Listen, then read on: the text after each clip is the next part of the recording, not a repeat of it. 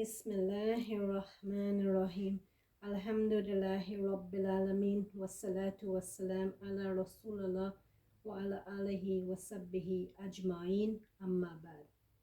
Assalamu alaikum wa rahmatullahi wa barakatuh. This is on the power of La ilaha illallah. The concept of La ilaha illallah.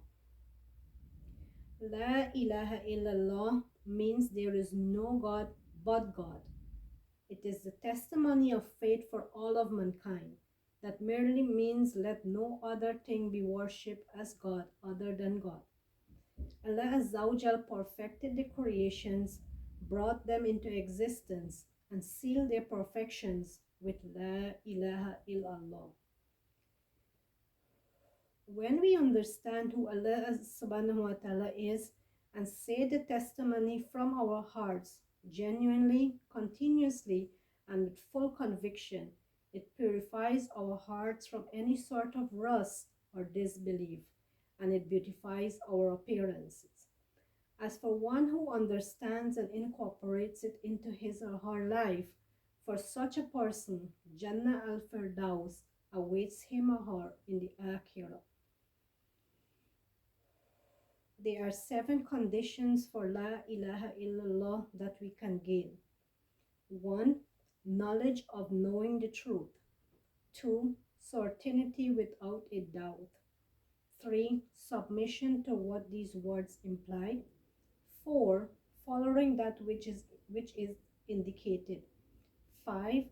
Truthfulness as opposed to lying. That is the difference between what is in the heart and what is said on the lips. 6. Sincerity, that actions are free from any element of shirk. 7. Love for it and for the people who act upon it and adhere to its conditions. There are 3 benefits for La ilaha illallah.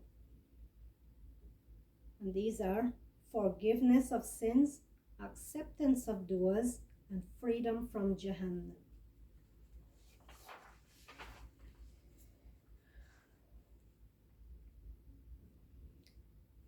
We look at the virtues of La ilaha illallah. There are 40 hadiths based on this topic, some of which are: it is the force of obligations, highest level of Iman, the path to success, best form of zikr, best of good deeds. Jihad is established on it.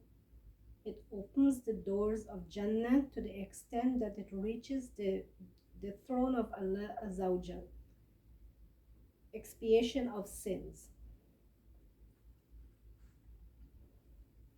In a hadith narrated by Sa'id al-Khudri, the Prophet, peace be upon him, said, Musa alayhi salam asked Allah subhanahu wa ta'ala for something more so he can remember Allah.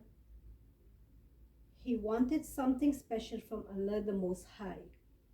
Allah subhanahu wa ta'ala told Musa alayhi salam to say La ilaha illallah.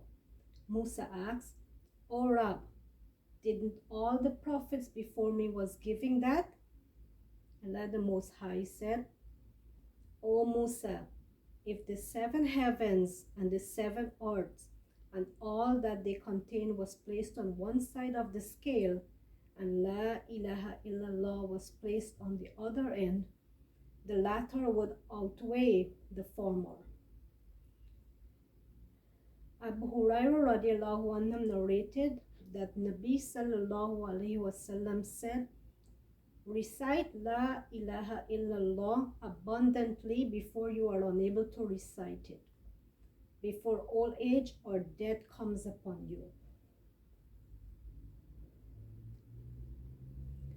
When we say La ilaha illallah, we affirm that there is no God but Allah subhanahu wa ta'ala, directing all acts of worship,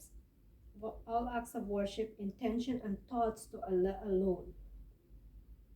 By saying this, Allah Azawajal responds by saying, my slave has spoken the truth.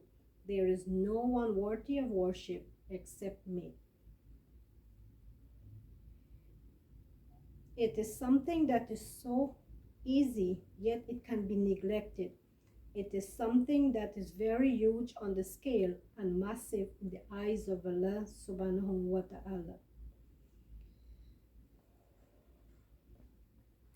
So let's all make a change this Ramadan to do more tasbih on this so as to unbalance our scales. For indeed, La ilaha illallah basically allows us admission into Jannah and grants us an opportunity with the meeting of Allah subhanahu wa ta'ala. Amen. Aqina dawana walhamdulillahi rabbil alameen wa sallallahu alayhi wa sallam. Assalamu alaikum wa rahmatullahi wa barakatuh.